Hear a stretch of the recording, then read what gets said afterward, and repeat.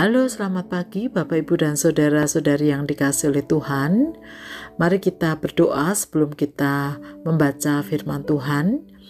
Tuhan Allah yang mengasihi kami, terima kasih untuk hari yang baru, dan kami percaya hari yang baru berkat Tuhan terus tersedia bagi kami. Karena itu kiranya Tuhan menolong agar kebenaran firman-Mu meneguhkan dan menguatkan kami. Di dalam nama Tuhan Yesus kami berdoa dan mengucap syukur. Amin. Bapak, Ibu, dan Saudara, kita akan membaca firman Tuhan dari kitab 1 Timotius pasal yang pertama.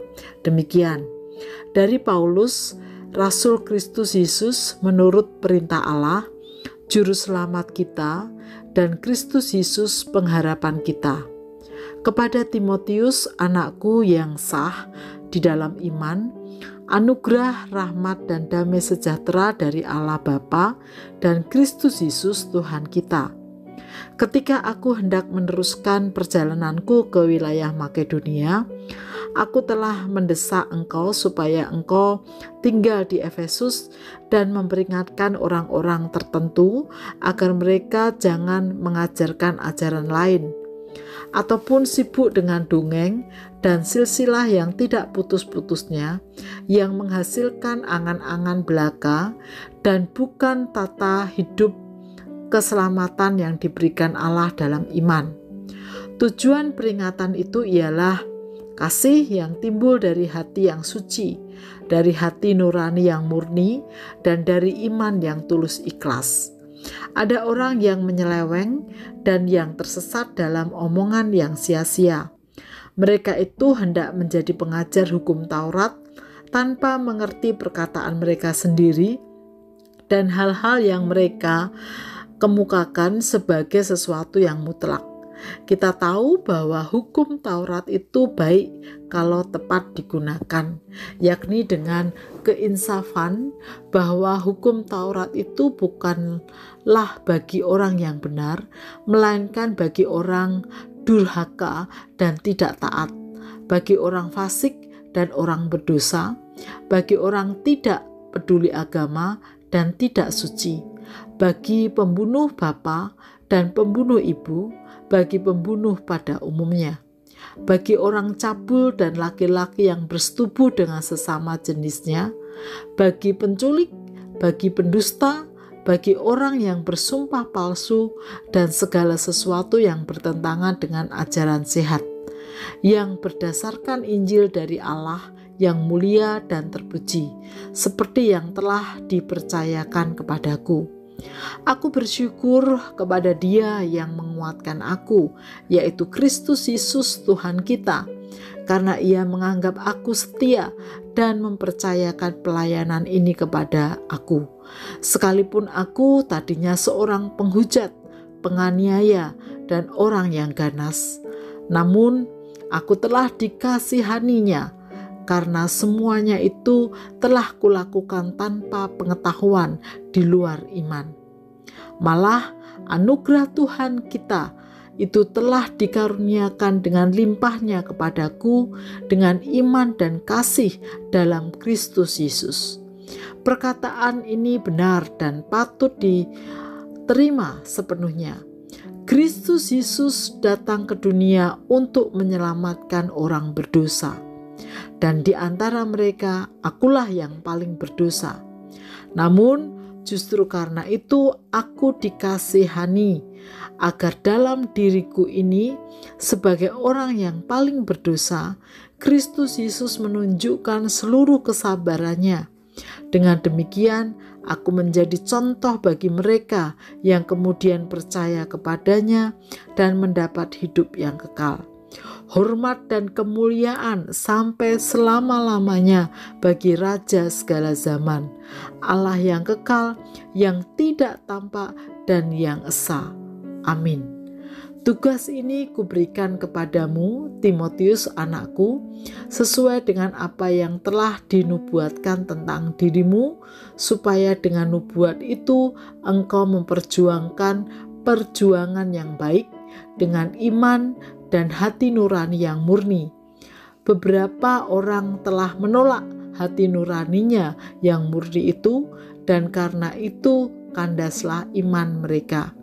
Di antaranya Himeneus dan Alexander yang telah kuserahkan kepada iblis supaya mereka jera menghujat.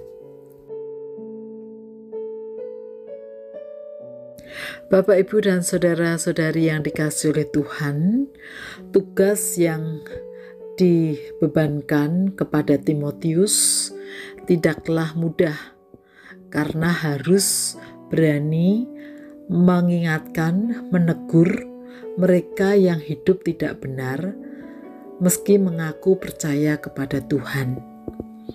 Rasul Paulus sadar betul bahwa dulu dia berdosa dan sangat berdosa, tetapi ia sudah bertobat dan dia telah memenuhi panggilan Tuhan untuk hidup benar.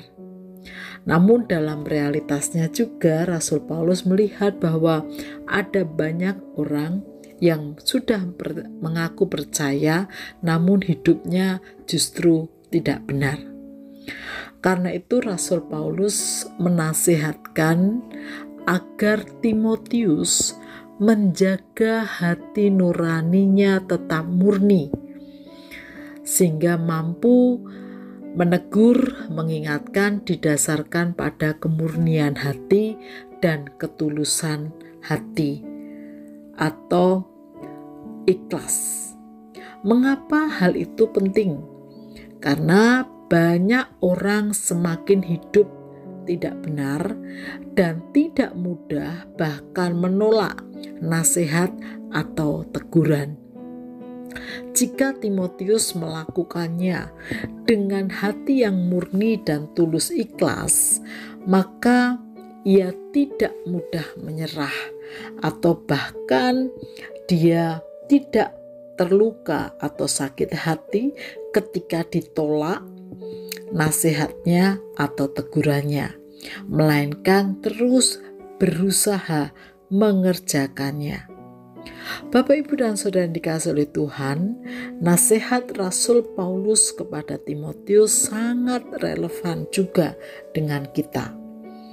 Kadang kita diperhadapkan pada orang-orang yang tidak mudah atau tidak mau menerima nasihat atau teguran kita.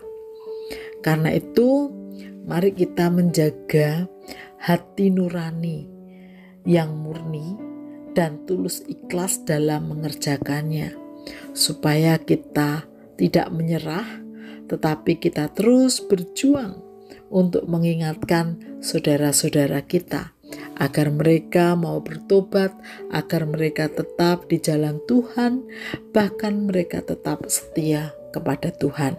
Sementara kita juga terus menjaga hati dan hidup kita. Mari kita berdoa.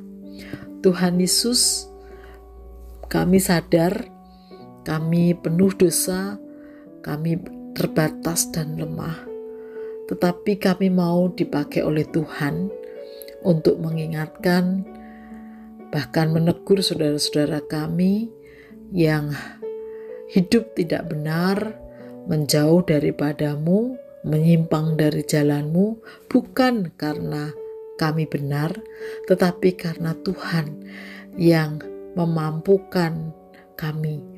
Karena itu bantu kami untuk terus menjaga hati kami tetap murni dan tulus ikhlas dalam mengerjakan tugas dan panggilan Tuhan. Kami menyerahkan hidup kami sepenuhnya ke dalam tangan kasih dan kuasa-Mu. Di dalam nama Tuhan Yesus kami berdoa. Amin.